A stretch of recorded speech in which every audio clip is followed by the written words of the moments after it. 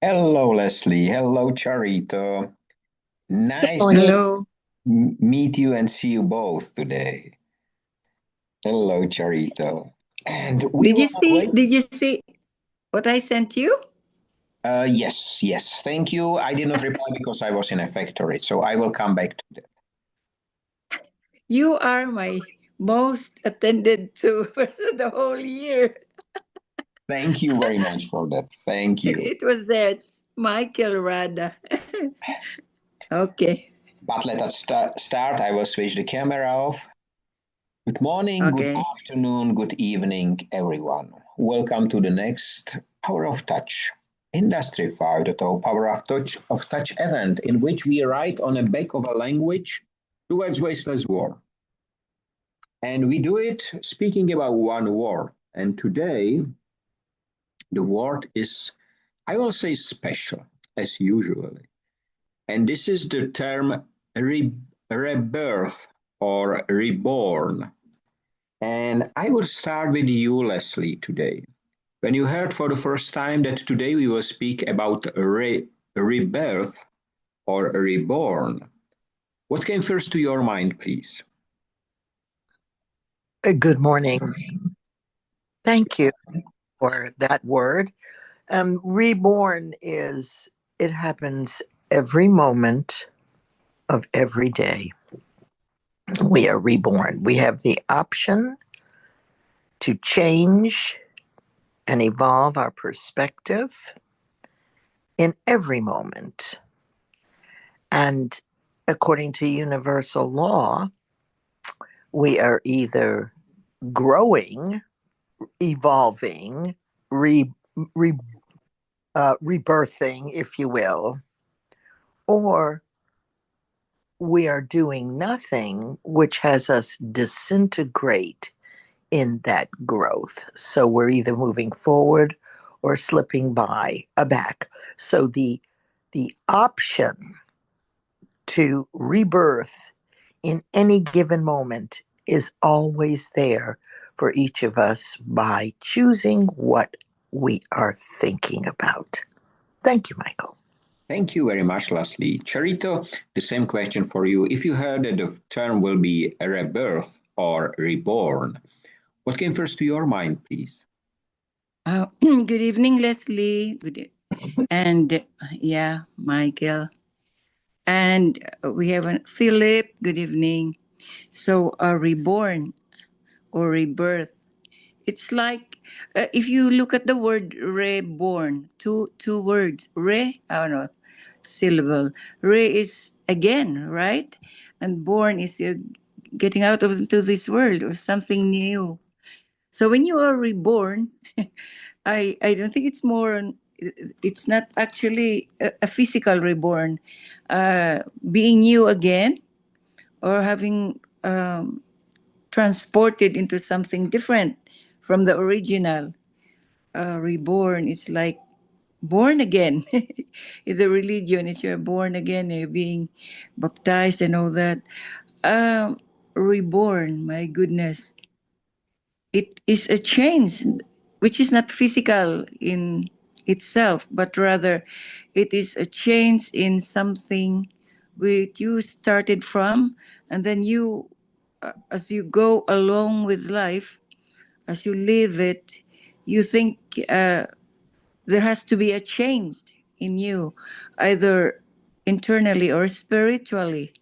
So when you are reborn, wow, you have or given a new dimension, the same physical thing, but intellectually, emotionally, and spiritually, something is changed from the original. Back to you, Michael. Thank you very much, Charito. Philip, nice to have you here. The term today is a rebirth or reborn. What came first to your mind, please, when you hear these terms? Hello, everybody. I'm actually still thinking reborn, like if you had an incident or something happened to you in your life, and then like you survived it, then you feel like reborn, or like when you had really tough sport lesson, and afterwards you feel like reborn, like when you sit in the ice bath, and then you feel like reborn. Things like this, but otherwise, really, it got me hard, Michael. I couldn't tell you more. Sorry. Thank you. Thank you all for sharing. You know, you know that I choose, usually the term came to me, but this term is with me because exactly on a day, 7 months ago, I was reborn in a new relationship. And exactly in 7 days, I will be reborn because of my birthday on Christmas Day. And I will spend this Christmas Day with this new love of mine and with her family. You know, and it is a very emotional state for me. And this is why I selected this time the term. And Leslie, I like your words that we are being reborn every single moment because nature truly shows us that it is exactly this stage. But do you think that it is a different feeling when you are born and when you feel that you are reborn? Oh, that's a very interesting question because there's a difference between feelings and emotions. Excuse me. So when you're being born, it's a complete physical experience. We're not thinking yet that we know of, although some science says, some of the research says that babies in utero are thinking. But during the birth, I would think, I would imagine that the experience was an emotional one, if anything, and that it was physical. Um, it doesn't really matter how you label rebirth. It's all done with what you're thinking. And it does, not to contradict, but to add into the conversation that what we think affects our body. So I loved what you said, Charito, and it does include your body, but a lot of times we're not aware of it. So maybe it's the awareness of rebirth that allows us to see that we are being reborn. And then, as adults or as already being born, over the years, we can either feel the rebirth, such as a very positive way, if you go to church, as an example, and then there are rebirths that come out of really sad experiences, really, let's say, negative emotions. Now, I will share with you that Monday at 3 a.m., my little sister passed into her next life or her next form.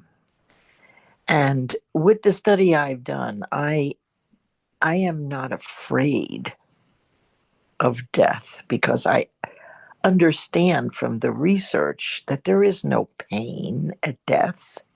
That's just our fear that it will hurt. But science has shown that there are several stages within the first 5 minutes for those who have died and come back to describe the rebirthing into another entity, if you will, the spirit, the soul. We don't really know, but it's helped me a lot for myself because I'm older and I'm wondering, well, like anybody else, is it going to hurt? Will it be miserable? No, who's going to hurt is other people once you're gone. But this has helped my niece and nephew who have lost their mother, even though she is in a better place. She suffered with dementia for a long time. So this was really a rebirth into freedom for her. Whatever is next, we are reborn into it and there is no pain. So I'll end it there and thank you for letting me express that, Michael. Thank you very much for the words and sharing with us, Leslie. Charito, have you have your own personal experience of being reborn during your life? Wow. Reborn, rebirth. First, I would like to say my condolences to Leslie. I'm sorry, but do we need to be sorry when somebody died? Well, I think it's as what you said. It's very deep, Leslie. Very deep. I'm trying to dig deeper into that too. If you're going to ask about me, Michael, there was a time when we had the accident, me and my husband. I would tell you that uh, it was still clear in my mind. It's decades ago when we were into that accident, my car accident, when it smashed into the coconut trees along the middle of the highway, and our car was skidding towards almost 300 meters away. When we struck the electric post in the middle, it bended down, because our car split in the middle. I was in the driver's seat. Now, there was a limbo, Michael, and there was a limbo. I felt that we were dead. I think I was floating somewhere. And I realized I would say, a very deep, devout Catholic, and I always have this. So I thought, and I can remember that when I felt myself in limbo because we were so crushed, and I felt myself flown, like floating in midair. But I was sure I was making an extreme unction. I offered and my husband's life to God. I said, though we walk to the valley of death, those prayers, I fear no evil, Lord, for thou art with me.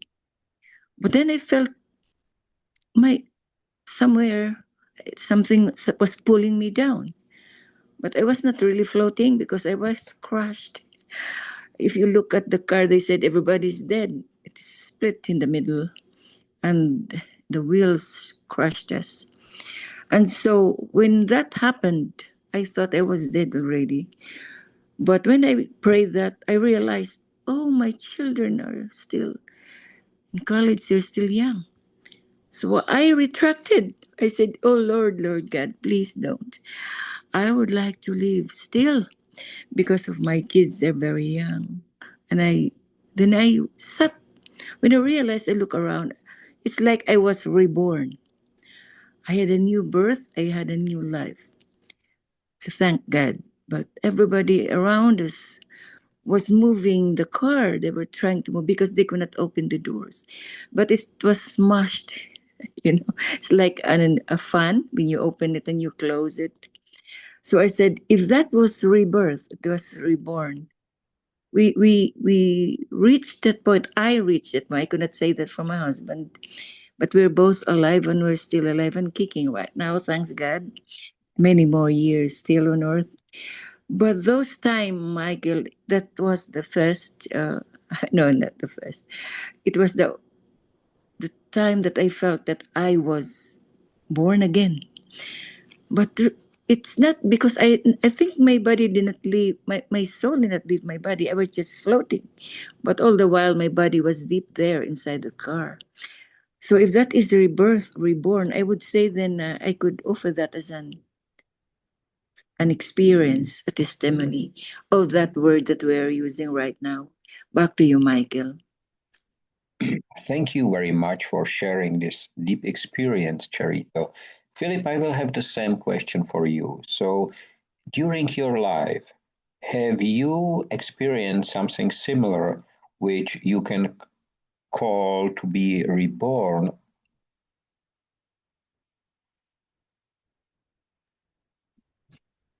First of all, very sorry, Leslie, as well. I send you a lot of strength. Yeah, I guess about 3 times in my life I had this experience. Like one time, I was diving in Egypt with 2 Englishmen, and then we got stuck in a cave. And there was kind of, yeah, I thought, wow, now it's over.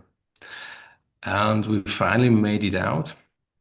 And so it was kind of unexpected that we made it because I already thought, I would have been really old back then, but yeah, we made it.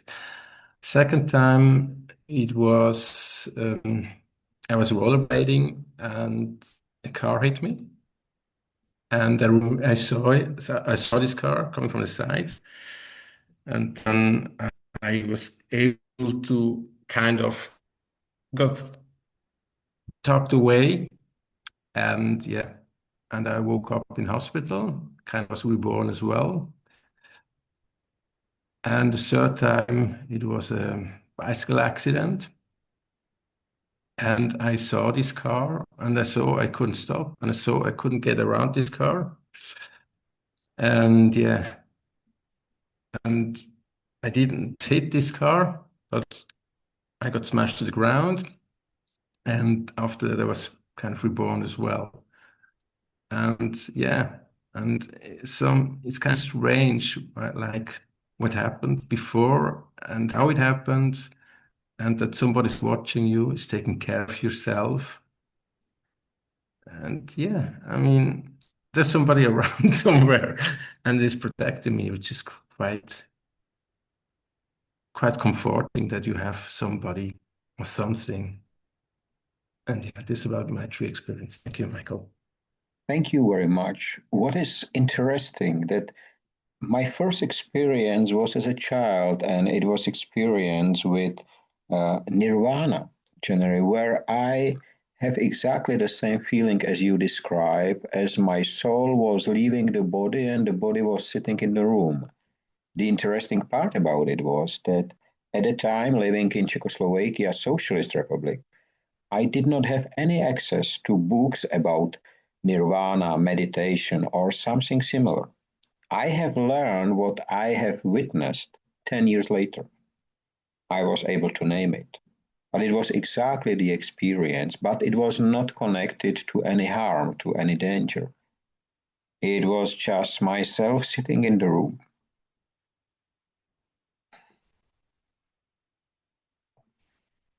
And witnessing the soul really leaving, or the virtual body leaving the physical one. Then I came back. But it was a very interesting experience, and it is very interesting that we have we shared our experience just so short before Christmas, because usually it's not only Christmas coming, it's coming the new year. And with the new year, we say all the time that the year was born again. And my question, probably same for all, I'm not sure yet. I will start with Leslie. Leslie, do you think that our birthday is a day of, let's call it, some intentionally rebirth of our life? Or why do we celebrate the birthday only one day in a year when every day we are being reborn? That's a great question. Our birthday, it's only recently that I have found out through learning that Seneca and Plato, and Socrates and Pythagoras, all of the original, if you will, we'll call them thought leaders. They were studying the relationship between the planets, what we know as astrology. But it was more the spiritual, the vibrational, the energetic that they were relating to and talking about, and basically universal law things that occur outside of our control that occur for the universe. And it's funny how modern technology has sort of stepped away from astrology, and it's considered a lot of fun, etc. But what I've come to learn, and I was somewhat skeptical, but having fun with it, what I've learned over the years is that my birthday, as example, is on the shortest day and the longest night of each year. My birthday is unique to me, and I've discovered that other people with birthdays around mine have very similar behaviors, reactions, responses. And then you realize that the person you're married to, right? You see the natural way that they respond or react to you. And you'll find, I have found, that people that were born under that star, and it isn't, or that, yeah, or that planet or that star, also have kind of communal, similar behaviors. Now, it isn't just which planet you're born under, because they call it the sun sign.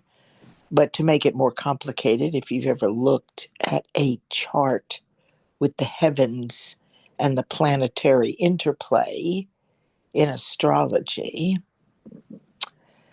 you will notice that you also have a moon sign, which is your quieter, more somber side, and a rising sign where you're always aspiring to be.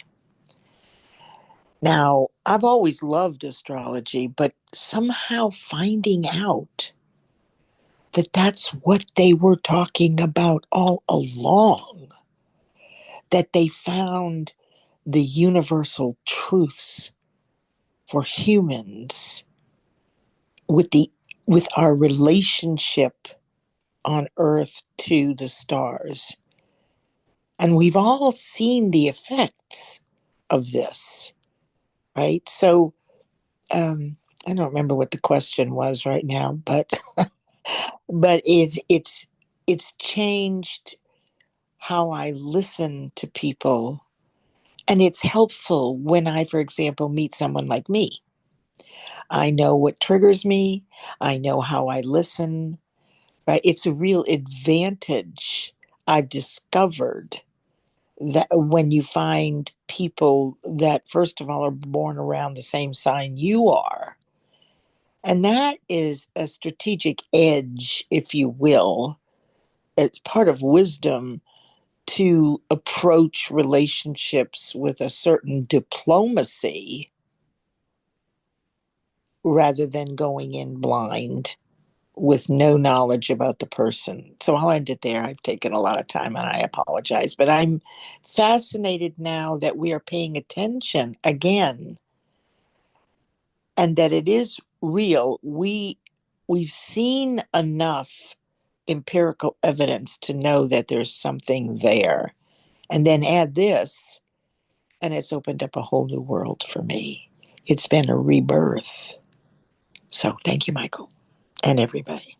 Thank you very much, Leslie. Charito, do you have many people around you, or do you know many people around you who have been born on the same day as you are? No.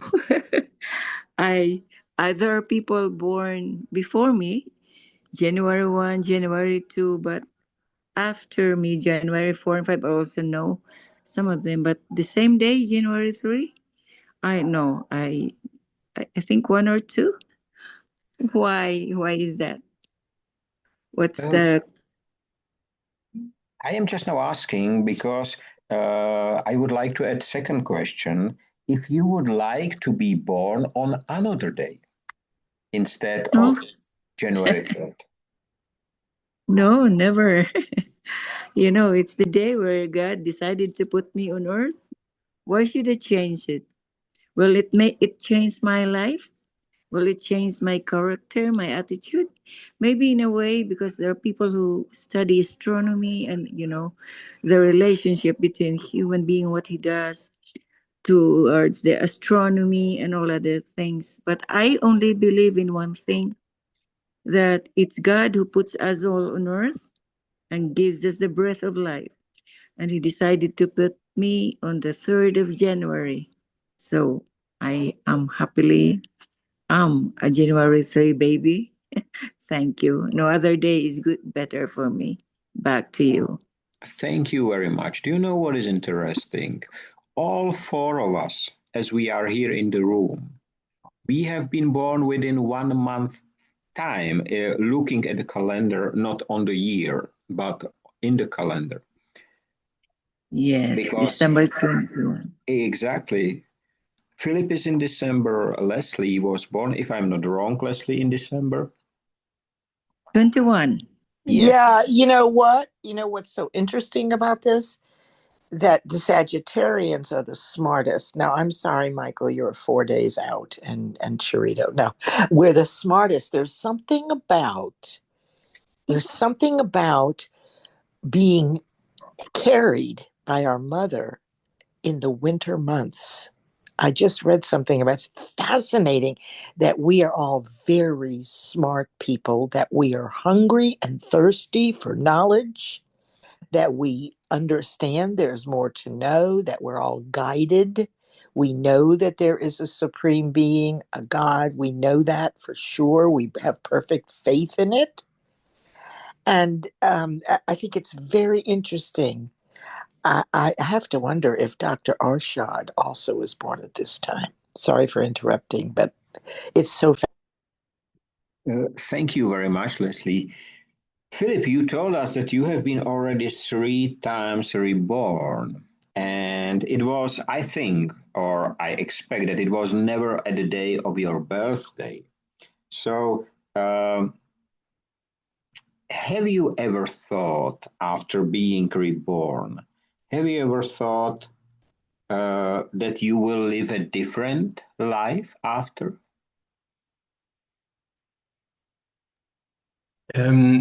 Yes, I did, and I also changed a few things, but sometimes you get into your old habits. So, I mean, actually, you should celebrate every single day. I mean, we take it so for granted that we wake up every morning, and that's not for sure at all. So, actually, you should live every single day like it would be your last day. But that's easily said. I mean, sometimes you get all like when you work all the stress and all the things or your life, then you forgot and you start to complain about things and you don't enjoy small things anymore. And I mean, yeah, it's not for granted. Every day it's a big surprise, and you can change the way you live. But yeah, like I said, sometimes it's easier said than done. So yeah, I've changed a few things, that's for sure. But I could have done more, that's for sure as well. Thank you, Michael. And yeah, I'm a Sagittarius as well. Thank you.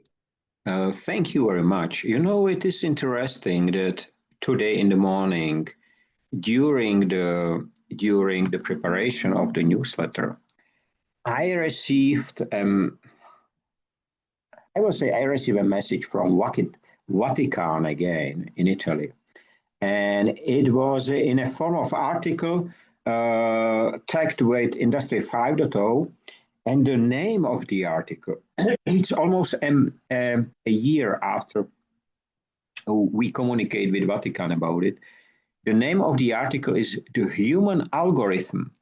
Are we becoming obsolete or developing new superpowers?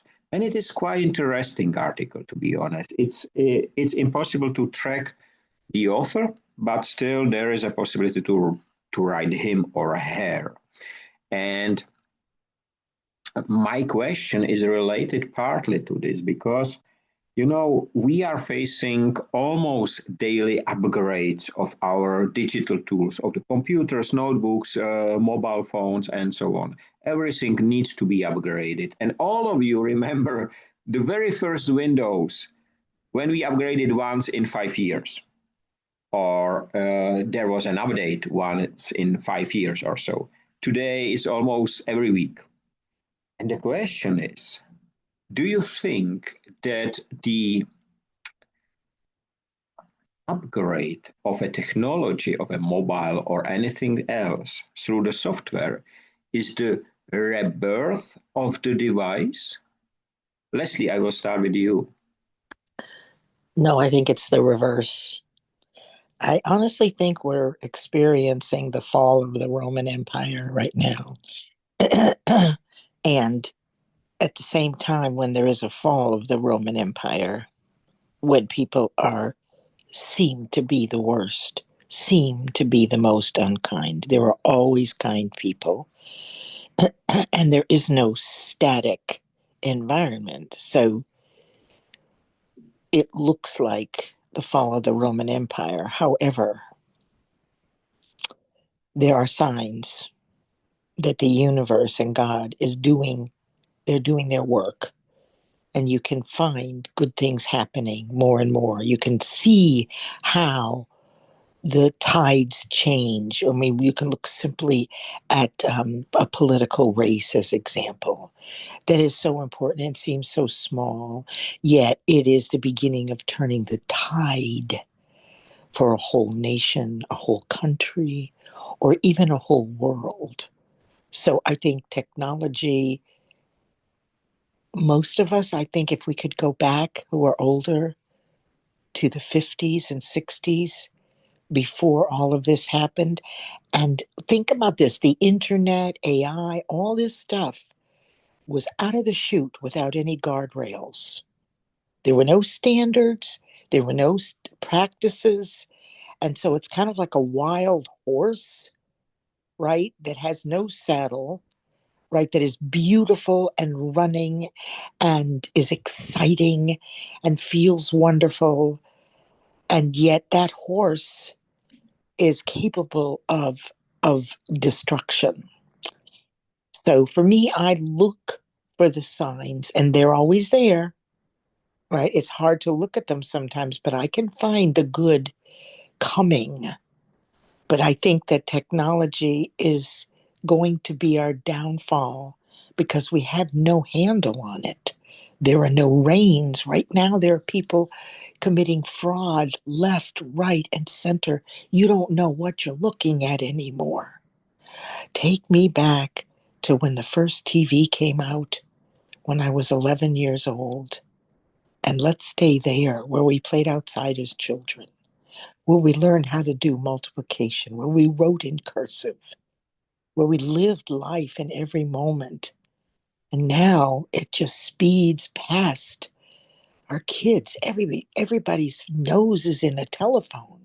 People aren't communicating as much as we used to do. Relationships don't seem as solid. And then there's Michael, who is in love, which is a rebirth in itself. Thank you. Thank you, Leslie.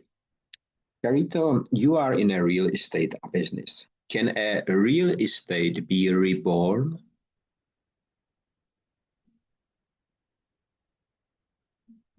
A building or another facility, can it be reborn? Well, yes, I think so.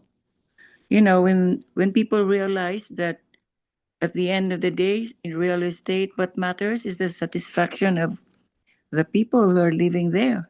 So probably the developers will also adjust, and even the places.